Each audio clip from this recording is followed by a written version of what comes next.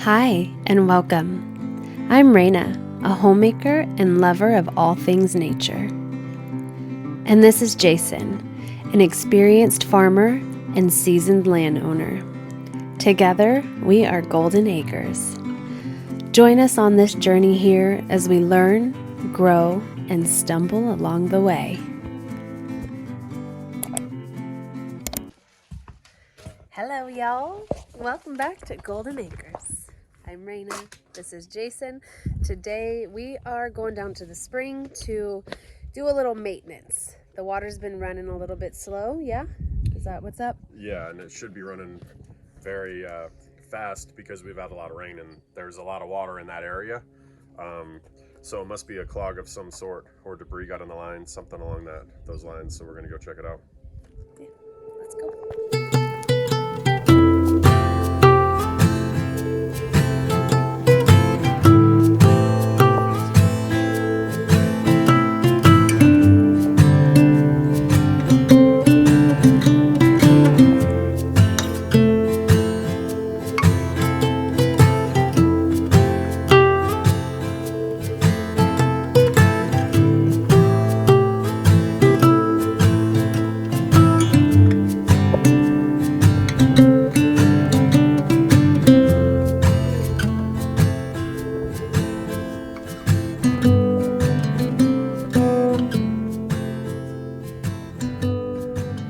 So we're now at the water tank collection site, is probably what I would call it.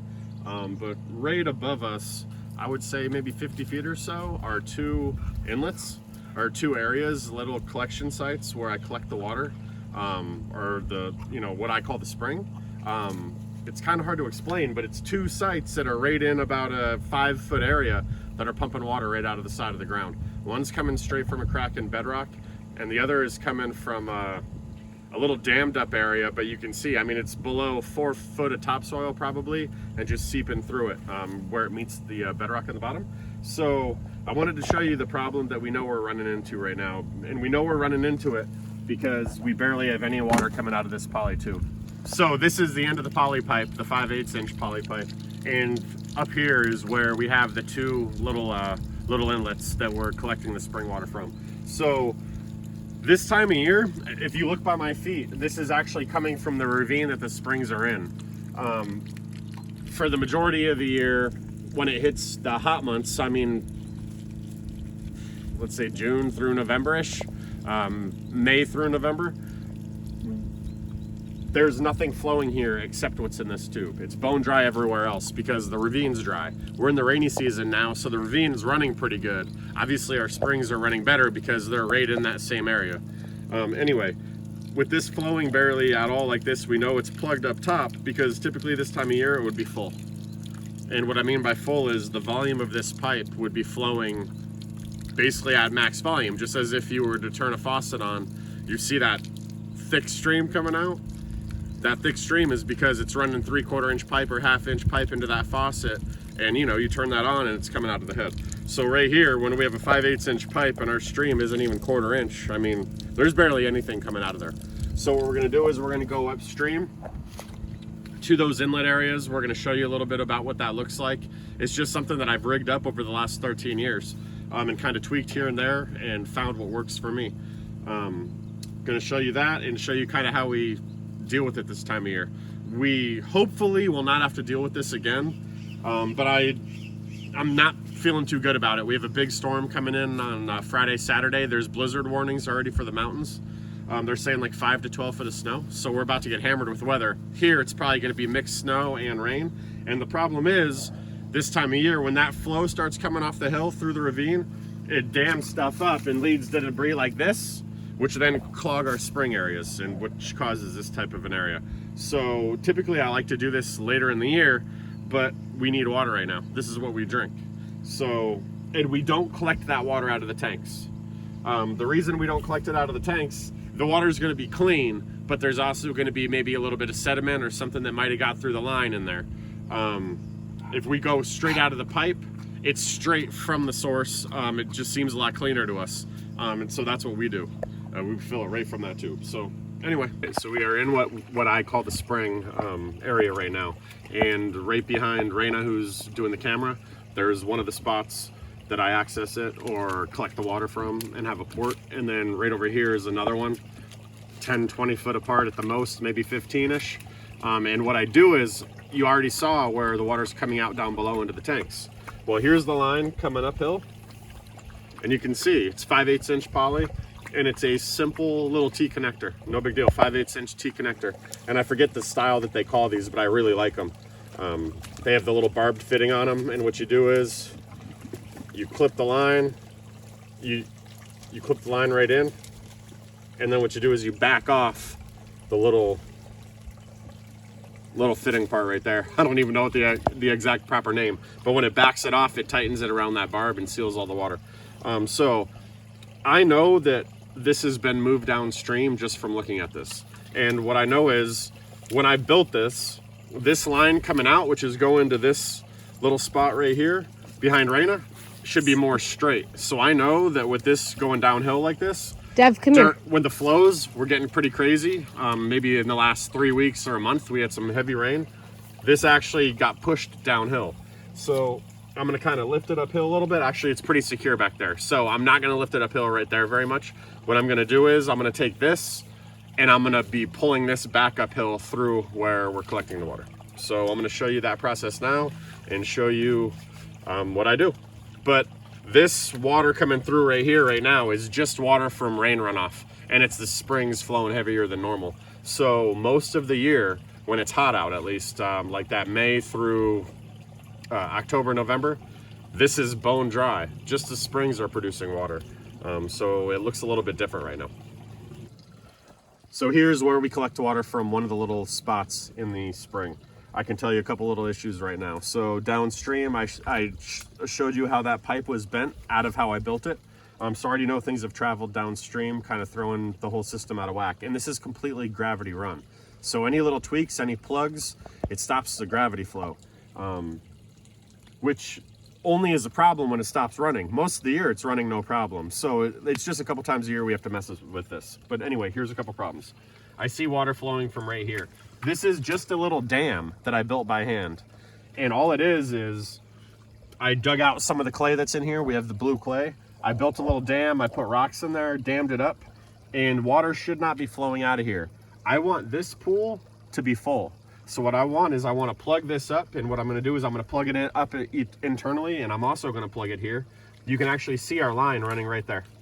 So if you look at that flow of water, that could all be going into our tanks. And if I'm collecting this, my 5/8 inch pipe, which is barely a trickle downstream right now, would be quite a bit more full volume wise. So I'm going to plug this up. You can see right here, took the rock off. Here's the end of the tube. Another issue that I noticed is we don't have a screen on the end of the line. That must be because it got washed off during the storms. So I brought a worm clamp right here, and I brought some screen, some stainless screen.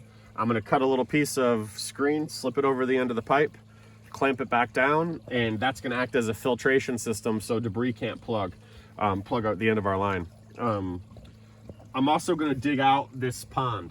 I can tell if you like kind of zoom in, I'm not sure how close you can get, but you can tell, I mean, this is all completely hollowed out in there, and you can see, I don't know if you can capture that, but you can see the water filtering through the earth and collecting in this pool right here. And it's through 4 or 5 foot of soil that's above it. That's just the saturation of the earth and the rock and everything. So that's what we're collecting. But what's happening is it's eroding back there and it's filling our little pond. So we're gonna dig it back out, patch all this up, and we're gonna show you the results afterwards. It's gonna be a little murky afterwards, so I wanted you guys to see what it was like ahead of time. Crazy. Wow, that is unbelievable.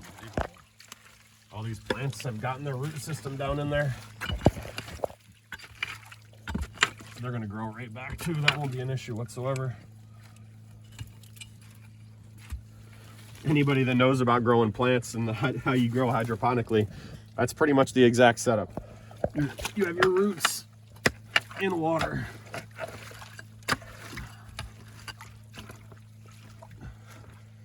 That is thick.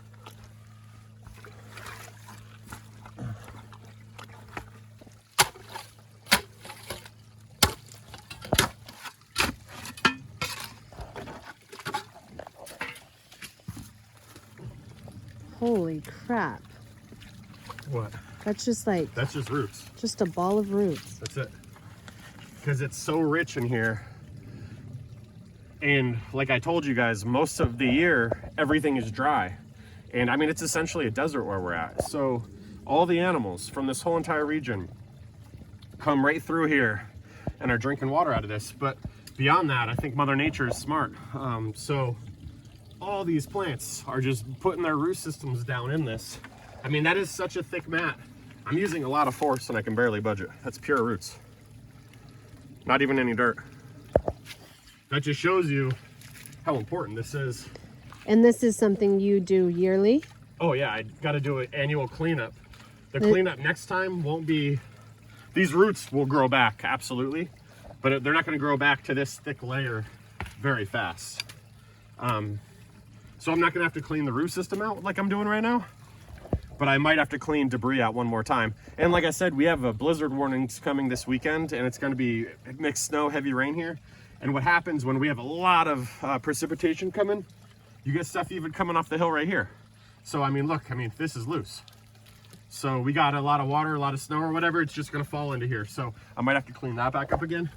But what's amazing about cleaning it out like that is, if you saw when you first came into this little spring, the water was very shallow. I'm not sure how good the phone picked that up, but the water was maybe an inch deep.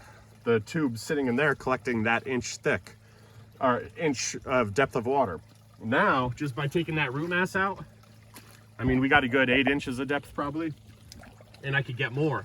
So you have a lot more from the floor to ceiling, essentially, of the hole that you're collecting water from for that tube to sit in, not just skimming the surface. So when you think on a volume perspective, let's just say we had a half a gallon in there prior.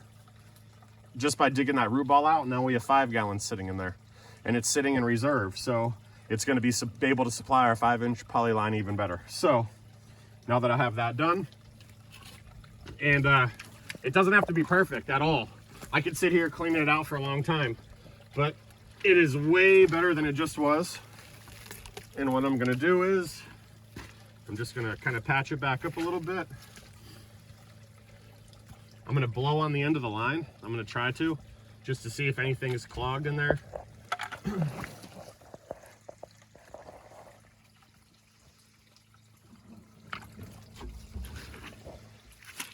It's free. I could actually feel it give way. So I don't know if I forced water or air back up that line or down the line, but it's totally free right there. So what I'm gonna do at this point is I'm gonna try to pull it back through. I might have to push and pull at the same time to correct how it was downstream. Yep, there it goes. All right, so you don't have to overthink this type of stuff. We're dealing with gravity, forces of nature that you and me and no one else as a human is really gonna control. So this water is gonna flow regardless. We just have to basically dam this up, keep this pool filled. And what I'm doing now is I'm gonna put a screen. I'm gonna cut it with just a simple razor knife, stainless steel screen like you would put in a window or a screen door, and then worm clamp it over the end of the 5/8 inch poly pipe. But this isn't rocket science. You don't have to be perfect. You don't even have to measure. You can eyeball this. I would not recommend cutting on your leg like I am. It would not be OSHA approved, just so you know at home. Whoop. Thank you, baby. All right, so got that screen. What I'm gonna do is I'm gonna fold it in half. Do you know where that worm clamp? Oh, right here. Oh, thank you. So I'm gonna fold this in half, that screwdriver. Worm clamp has, I believe it's a 5/16 or a 1/4 inch little hex head right there. I don't have that, so I'm using the flathead little screwdriver. And you got to slip the clamp over top and get it in the pipe at the same time.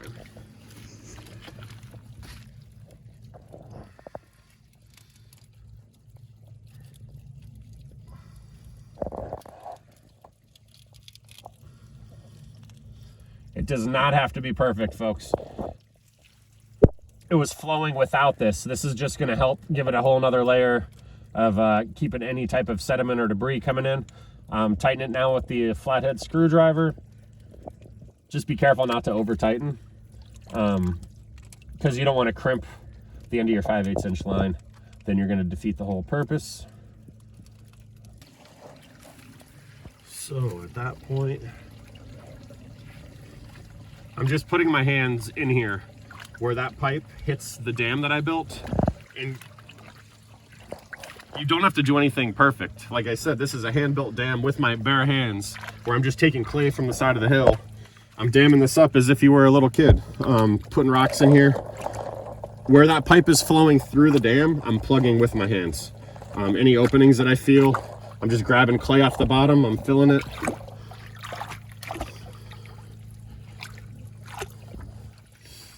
Doesn't have to be perfect. The way I look at it is, I mean, it's completely, anything you do right now is going to be better than how it just was, where it was barely a trickle. It's already a million times better. Got that plugged pretty decent. I'm going to take a rock. Here's a good one. And I'm going to set it on the pipe where it runs into the hill, just to make sure that it's underwater. With a gravity flowing system, the gravity portion of it gets messed up if it sucks air. So if that pipe goes above water and starts sucking air, it's going to kill your prime, which you have to prime a gravity fed system right off the get-go to get it to start flowing. Once it starts flowing, as long as you keep the elevation of the end of the pipe below the intake, you're good to go. So that's what that does. That ensures that that takes place, and the end of our line is going to be under the surface of the water. Right here. You could already see it's not flowing anymore. Absolutely. Yep, so right here, if you watched earlier, it was flowing hard out of there. I haven't even done very much. Just got in there with my bare hands. I mean, getting a little dirty, but it's fun stuff. No big deal. Take my foot, plug it up as good as I can. Patches up a little bit better. Oh, this clay is so amazing. It is unbelievable to me.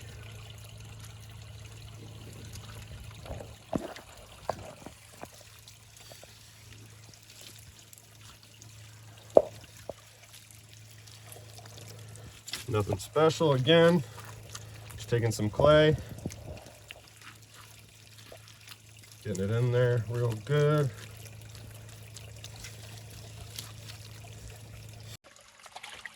Side note before we move on, just to share a little tip. There's poison oak all around here. If you think you've come in contact with poison oak, just wash it off with cold water. It's worked out pretty darn good. Has it ever not worked for you? As long as I catch it pretty quick, within maybe an hour or two. Yeah. Cold water has always done great, and what the cold water does is it gets that oil to come off of you without breaking down and spreading all over your body. I'm bending over right now because the branches are thick in here, and most of this is not poison oak up top, but it's all around us, and better to be safe than sorry. Yeah. So we always just douse ourselves with cold water. All right, we are now in the other collection area. So, yep, that's my line right there. I knew that didn't look normal. So right here we have the line. So I see a problem right off the get-go. So that little trickle we had before, we were pulling from our other little intake spot, and not only was that other little intake spot, did it have troubles and was barely cranking any water, this one's not even been in the water. And this looks a lot different because I built a little manifold on there myself, and I'll show you that. Again, nothing special, does the trick though. It's covered in algae, been completely out of the water for a while, I'm sure. I haven't come up here for a minute. I don't come up here at all into the spring itself. I go to the tanks quite frequently, but the only reason I would ever come in here is if the line's not flowing. There's no other reason for me to come in here. And once it's primed, be careful behind you. Once it's primed, it flows constantly 24 hours a day, and until there's an issue. So once that thing stops flowing, I come check it out. Let me get some of this gunk out. All right, so one aspect that I want to show everybody that might be, I mean, it really does show the power of a spring. If you look right here, I don't know how good you can catch this, but this is flowing quite a bit of water. It might not look like a tremendous amount, but that amount of flow is thousands of gallons a day. So if you can harness it, think what you can do with that in terms of agriculture, feeding plants and animals. So if you notice right here, this is where our little collection intake area is in the spring. And you notice the amount of flow coming out right here. It's flowing thousands of gallons of water a day, yet it's bone dry above this elevation, meaning there's no stream coming down. You think you should see a stream coming down right here. You think, where's it coming from? But it's actually coming from cracks in the bedrock of the earth right here. And it's an awesome little thing to have. It's been flowing for hundreds and hundreds of years. I know that because it's been used all through the gold rush in this area. And it's never run dry. So, and I'm talking it's not run dry in 6-7 months of no rain and 110 degrees out. So it produces really well. Anyway, I already know the other one's dammed up and going to be flowing really nicely, and I want to get this one flowing good too. It always makes me feel a little bit better when I have one like that one's going to be flowing really nice. I can just tell by how the damming up of it went and digging it out and whatnot. So I'm going to try to get this one going as good as I can. You can see the 5/8 inch poly pipe coming out of the dirt right here. It's running right dead center where the water's flowing. I'm kind of going to dig it down a little bit. I mean, it's been a year since I've been in here, so kind of feeling what's moved during the rainy season. All right, get that down a little. Find a decent size rock.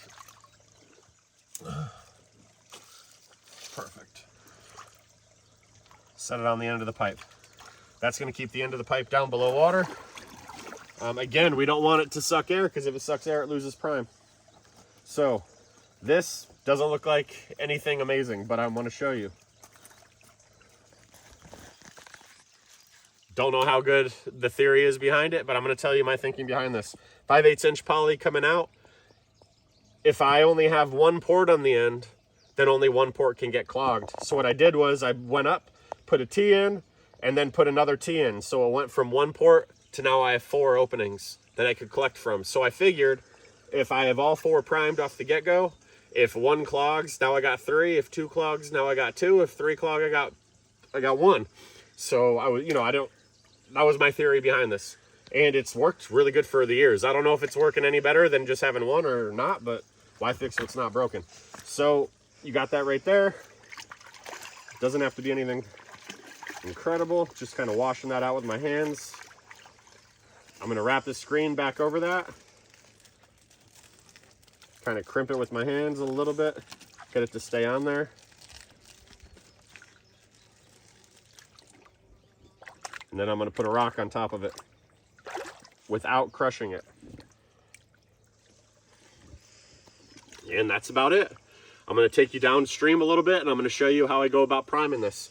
This one is now underwater, and the next one's underwater as well. I highly doubt they're flowing at all. I'm sure there's air clogging the lines. There might be a little bit of sediment in the lines as well, but I'm going to show you exactly how we go about priming these.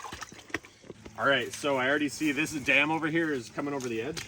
I'm going to put my foot on it because it's starting to erode a little bit.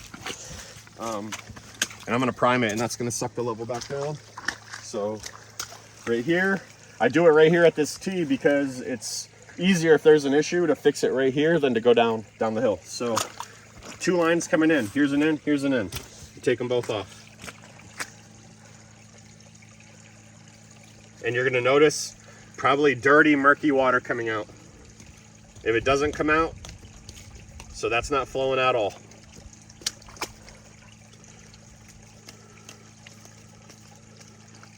What I do first is I put them downhill. So I'm dropping their elevation. I'll give them a little bit of a shake. Sometimes, there you go, a little bit of water.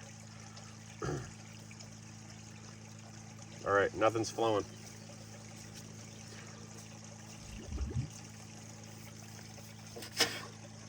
All right.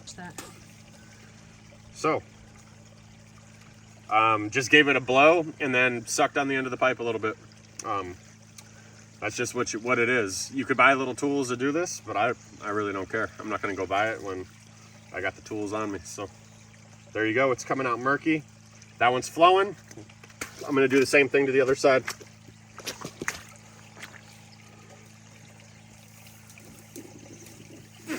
All right, I blew out. I know it's flowing through the end of the line. So at least at this point in time, it's not clogged. I'll give it a little bit of a suck in, and I should be able to sense water's coming. Drop the elevation, you'll see murky water come through.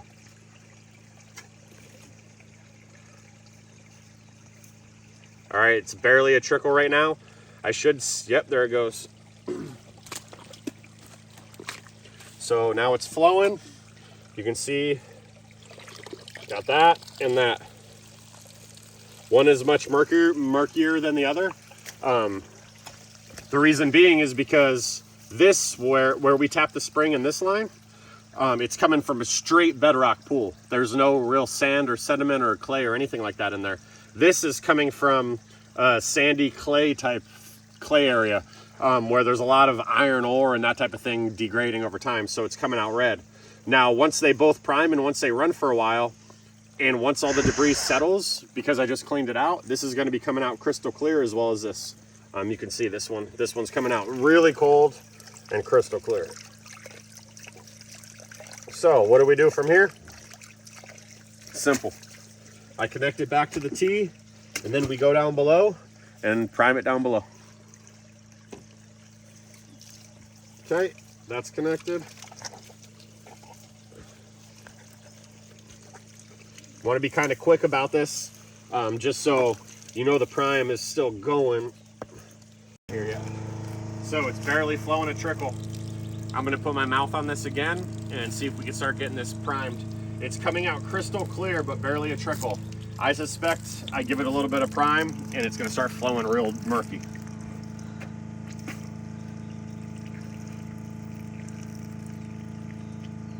Give it a little shake. There it goes. I just saw muddy water come through. I'll know that it starts going when a slug of muddy water comes through and it starts flowing the full volume of the pipe. If it doesn't start doing that, I'm gonna give it a little bit more pressure with my lungs. All right. There it goes. I felt the weight of the water come through the pipe. You'll see it's gonna start, there it comes, it's murky. It's pressurizing in the springs right now. Then it's gonna start pushing all the water through, there it goes. Wow. Gravity, how do you beat it? There goes the murk. There comes some murkiness. I'm not worried about that whatsoever. We use all this water, which we have about 5,000 gallons of storage right here. We use all this water for animals and plants and that type of thing. What we drink, we make sure it's coming out clear, and we drink it from this pipe and fill out containers. So what's gonna happen is, even if I put this in the tanks, start filling our water farm, that is gonna settle down to the bottom, and the tanks are still crystal clear water. So I'm not worried about it a bit, but I mean, that is probably 45-degree water. Absolutely amazing. And there you go. That's how you prime a spring, and that's how you get it flowing.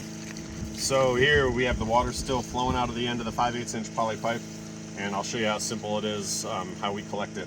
All three of our tanks are at roughly the same elevation, and they're all daisy chained together, meaning all the bottom bulkhead connections are connected with one another. So they utilize gravity and barometric pressure and whatnot. So where the elevation of one is, all three of them are.